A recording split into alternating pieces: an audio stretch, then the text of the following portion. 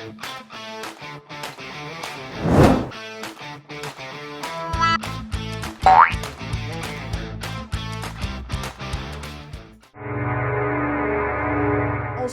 if you're our family, you clicked on this video. I'm sorry. I know it's awkward. You clicked on this video though, so peace and love. You clicked on it. I don't have a ring light, but my makeup desk is too dark to record at without some kind of outside light. So the glare you see in my glasses, that is my iPad with a white light on it. But working on a budget. So I did not write a script because I think that fully scripted videos sound disingenuous and I don't like it. I like rolling off the noggin. So I just wrote down some important notes, and if you see me looking off to the side, that's what that is. This is my secondary light, tiny flashlight. This is embarrassing to talk about. I actually talked about it out loud like this before. Jeez. When we found out about the baby, the precious little baby, when we found out about him, we were both 19, and I kept looking online for videos and stuff about having a baby at that age. The only one I found was like about a rich family vlogger. I don't like family vloggers, so I decided that at the end, whenever I wanted to, that wasn't a sentence, whenever I was like ready, I was gonna make my own little video so that if you type in baby at 19, maybe you'll find it. I also couldn't find any videos of people with pots having a baby. We hadn't noticed that anything was like wrong, not wrong, pause. We didn't notice that anything was that I missed a week or anything like that because I was having a very stressful time. I'm honestly surprised that I got this far with how stressed and the bullshit that was happening. But then we noticed timelines weren't lining up on my little tracker app. So my boyfriend bought some things, you know the thing. And then I went to work a closing shift. I worked from 5 until 2 and I got home at 3 a.m. And I did it. I took the test because I didn't think it was going to be anything. Because at this time, I've seen this going around TikTok a lot lately. I was a part of that group on the internet who was like convinced that I was infertile. Hold on, my eye is watering. Oh my god. Anybody else out there with a watery ass left eye, your left eye waters like crazy whenever you wear makeup? Leave a comment, please. I feel crazy. I feel alone. It won't stop. It won't stop. Please, please, if you can hear me, help me.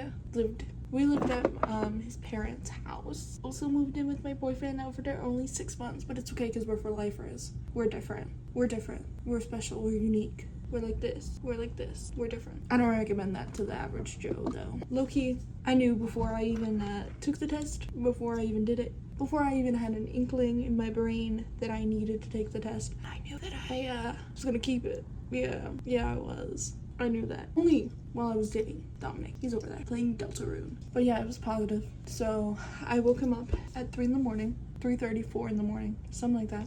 I showed it to him. And he was like, and then we did another one. We ended up doing 3 in total. Then we cried all night. We talked and we cried. He was like, it's your decision. And I was like, I'm gonna think about it. I already knew. So then for a week, I thought about it, and he didn't want to give me his answer until I had mine, for sure. And then we agreed. We agreed. Yeah. He was a little nervous, understandably. But then we locked in. Immediately started looking for apartments. Started saving a shit ton of money for the little baby. You know, found a roommate, found an apartment, told everybody about it, had the baby shower, all that jazz. So now I'm gonna talk more about the my actual baby growing experience. It wasn't actually that bad, honestly. From like August until we found out at 7 weeks pregnant, it wasn't that bad.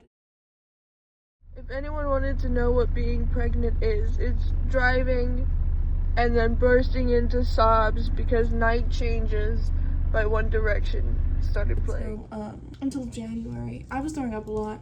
But I always threw up a lot for my periods, so that didn't really cause too many red flags. That was like the worst of it until January. I was just throwing up a bunch and stuff because I'm #chronically ill. So I already have body aches, fatigue, nausea, headaches, swelling, knee pain, back pain, leg pain, neck pain, you know, pretty much everything. So I didn't really notice much of a difference until January when I went boop.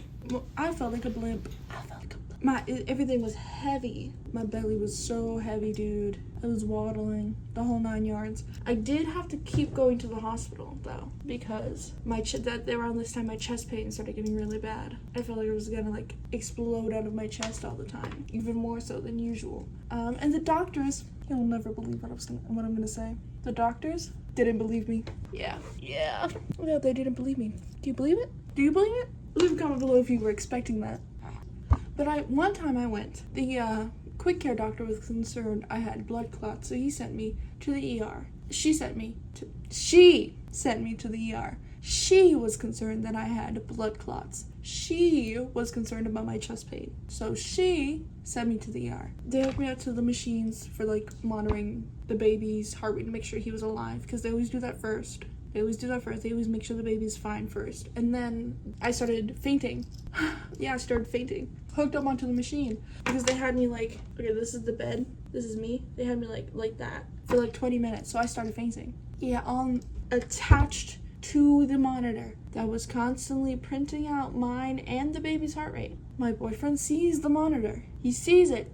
He sees my heart rate going crazy. And I'm blacking out. 2 women doctors there. They're taking care of me. They believe me. They see it on the screen. You know what happens after? They take me off and they put me in the room. A male doctor comes in, says, she looks fine now. Was she ever even tachycardic? Yeah. That happens a lot. If you have POTS and you go to the doctor because you don't feel good, even if you're pregnant, even if you feel like you're having a heart attack, you were never even tachycardic because you're fine now. You're fine now. So that was fun. That was like the most fun part about it, actually, I think. Yeah. Oh, brother. Then we're gonna get down to my first week of maternity leave. I used my PTO to take like a full week off before I was supposed to be due. So I started my maternity leave while I was pregnant. I was the week before I was due. That was incomprehensible. I took my maternity leave the week before I was supposed to give birth. You know what happens the first 2 days? The first day, I dropped my boyfriend off at work. Everything's fine. I'm driving home. Do you know that my tire exploded on the side of the road? Exploded, yeah. I had once pregnant by myself. I was on the side of the road for hours. My boyfriend came, but it took a while because I drove him to work. He had to Uber to my random location. The mechanic. He went to 3 different tire shops before he found a tire to fit my car. We were there for hours. And all the stress, I was having Braxton Hicks like crazy. You know what happens the second day of my maternity leave? My grandma fell down the stairs. Yeah, my grandma fell down the stairs. My almost 70-year-old grandma with arthritis in every joint, legally blind, fell down the stairs. And guess who drove her to the hospital? Me. So that was really relaxing. That was really cool. If anyone was wondering how my second day of maternity leave is going, yesterday I had to take my grandma to the hospital because she fell down and dislocated her shoulder. And then today my tire popped on the side of the road. And I'm having labor contractions. I love my life. Interjection. If you have POTS, they put you on the high-risk pregnancy doctors. Do you know what the high-risk pregnancy doctors do for you? Nothing. They don't check you. They don't check your heart rate. They don't check your health. They don't do anything for you. It's all for the baby. Even if there's nothing wrong with the baby, because the entire pregnancy, there was nothing wrong with the baby. He was normal. He was moving like normal. He had normal test results. Heart rate was normal. Everything was good. So he wasn't at risk. I'm at risk, dog. Me. They don't do anything. So don't expect much from that. They're essentially pointless. If there's nothing wrong with the baby, they're essentially pointless. Yep. Yeah. So keep that in mind. Doctors don't care about you at all. Especially if you're AFAB and AFAB presenting. Especially if you're not AFAB presenting. Let's not even get into that. But they don't care about you. They don't. Okay. And then after that point, I was just doing everything I could to get the baby out. Everything I could to get the baby out. And he was not coming. I kept thinking he was. We went to the hospital about 3 or 4 times for what I thought was labor because I was timing it. We went to the hospital before I even got off my maternity leave because I was timing it. All the contractions, they seemed normal. They seemed like, oh, you need to go to the hospital. The contraction timer told me, you need to go to the hospital. So I went. And every time they acted like I was crazy. They kept saying, oh, you'll know. The fuck does that mean? How do I know when it's real? Oh, you'll know. That means nothing. That means nothing. Even when I did know, it meant nothing. That helps not at all. Fun fact. If you feel like you need to see a doctor, go to the doctor. It's literally their job. It's literally their job. Go. Anyways. The last time I went, I was 2 centimeters dilated. It was still Braxton Hicks. So they sent me home. And a little while after that, I don't know if it was days or a week or whatever, because the old noggin. Ah! You're blurred out right now. Bye, I love you. Bye, I love you. We were supposed to go to our friend's birthday party. So we got all dressed up and then we went grocery shopping to kill time before the party. And now normally, because of my POTS, I use the scooter so I don't faint. But I was still trying my hardest to get the baby out, so I decided to walk during the whole grocery trip. And my back was killing me, dude. It felt like someone was hammering my bottom spine segment. I said, what if we don't go to the birthday party because I'm pregnant? And we can say that. I'm very pregnant, and we can just say, hey, I'm pregnant, I don't feel good, I don't want to go to the party. And he said, yeah, and especially if the baby comes tonight, that would be a great excuse. I was like, that would be a great excuse. It didn't come that night. We went home, and I was in pain, but like I couldn't sit still, so I made us frozen orange chicken and some rice. And then we ate that and went to sleep. And then I woke up at 6 a.m. and I had to go to the restroom. Went to the restroom. No more potty to release into the world. But I still felt like I had to push. So then I started, and I was still having pains that like I've been having for like the last week. So I started timing them, and they were really close together. So I woke up my boyfriend, and I said, we gotta go. And he went, and I said, we need to leave now. Look, it says go to the hospital. I think it's happening. I started getting everything ready and packing up the car and stuff. And then I drove us. I have no license. So I drove us, and I drove with the hazards on the whole 40 minutes, and he was timing them, and they were just like steadily like 2 minutes apart. And then we get to the hospital. The only parking they have is at the very end of the parking lot next to the medical building, barely even in the emergency room parking lot. So then we have to walk down the entire ambulance track and then up the entire path into the ER, into the elevator, upstairs to labor and delivery. And then I had to fill out my own paperwork. They asked me to fill out the paperwork. And apparently that's for everyone. Why are you having me fill out the paperwork every time? Anyways, they had me fill out the paperwork, and then we get put in the back, and they finally tell me it's actually happening. I'm like, oh, I wrote it down. I'm 3 centimeters dilated now, which is enough for them to admit you. Yes. And I'm like, mind you, I'm driving. I'm talking. I'm not talking. I'm driving. I'm talking to the doctors and everything. Like, I'm not vomiting, I'm not passing out, I'm not crying. I'm not even really crying, I'm just going, like, nothing like that. You know what does make me do all those things? My period did. My period pains were worse than the early labor contractions. You know what they prescribed me for those every time? Ibuprofen. I love the medical system. Anyways, I said, give me the drugs, give me all the medicine you can as soon as you can. And they said, okay, you can have the medicine as soon as we're in your own private room. Right now you can't have the epidural yet. You could just have, I forget what it was. It was like morphine or something. It wasn't working. And then after like an hour or two, we go back into my own room, and then I immediately am like, get it in me. So he puts the needle in, he puts the tube in, and I don't get a button. Every other video and movie I've seen, they get a button to put more. I didn't get a button, they did it for me. But I didn't really need a button because as soon as he hooked it up, my legs went numb. I was good, I was chilling. Now, I was nervous because I could still move one of my legs for a while. The other one was completely, like, paralyzed. The other one I could still move, so I was scared that I was going to feel a lot. So then they put more until I couldn't feel both my legs because that's what I asked for. And we were chill. We watched Cinderella, I think Tangled, And then we started watching Cartoon Network. I think it was like Gumball or something. And then at this point, it's like 2 or 3 p.m. and I was like,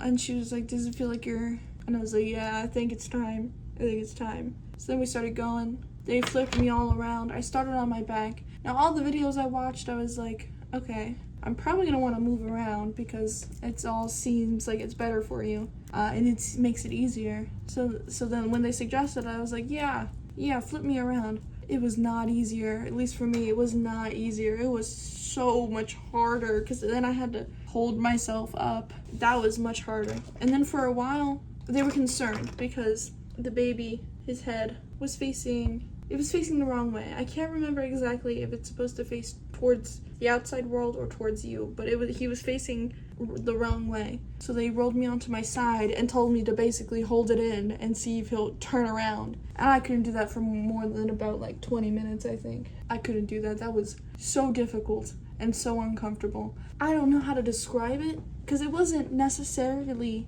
painless, but it wasn't necessarily excruciating. It was just more like extremely uncomfortable and felt like I was gonna explode. Yeah, but I didn't feel any or anything, just that's kind of what it felt like. But I couldn't do anything but lay on my back. That was the most easy and comfortable thing for me. So then they laid me back, had both my legs up all the way as far as they could go, and I was getting it out of there. I was shooting him out. And then he was ejected, born, some would say. That was very millennial. I'm sorry. That was very millennial. At 4:33 p.m. and he had a little bit of Mecca. He pooped. He pooped as he came out. I hadn't had anything to consume since the night before, so I didn't poop. I was really scared I was gonna poop, but I didn't poop. He did, so they took him away and they cleaned him up, and then he was okay. And they stitched me up because apparently I ripped a little bit.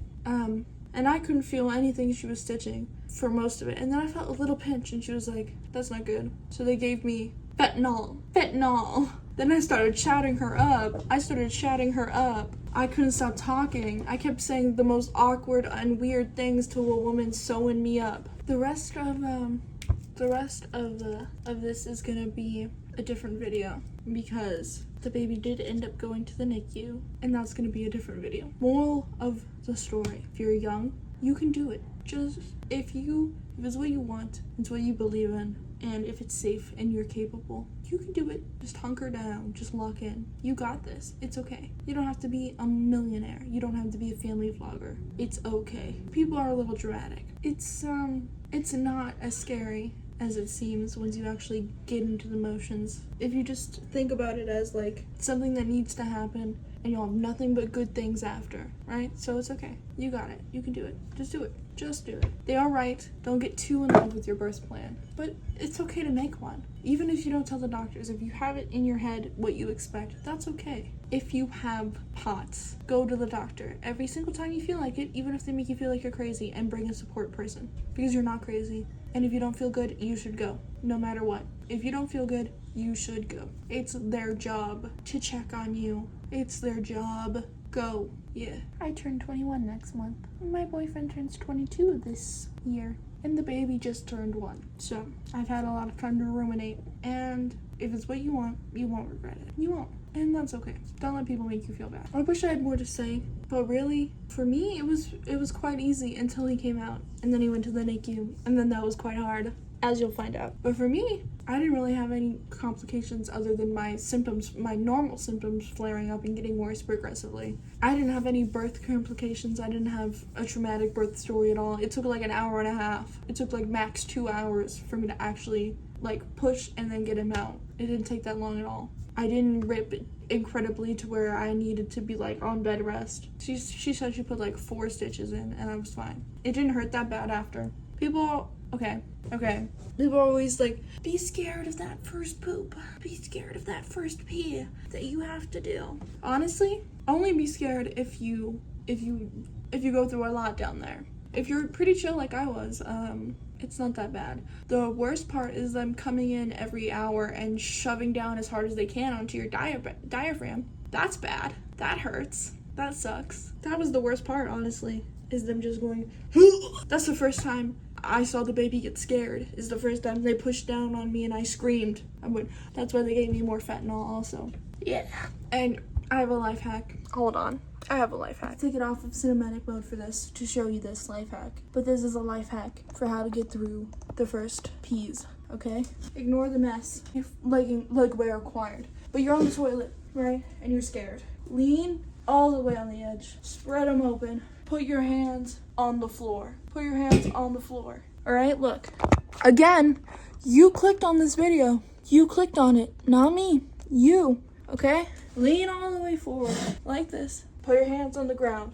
Lift up, all right? That way, it all goes forward and none of it touches the injured part. Because that's why it hurts. That's why it hurts, is because it's touching the injured part. So if you lean all the way forward, none of the grossness touches the injured part, and then you're okay.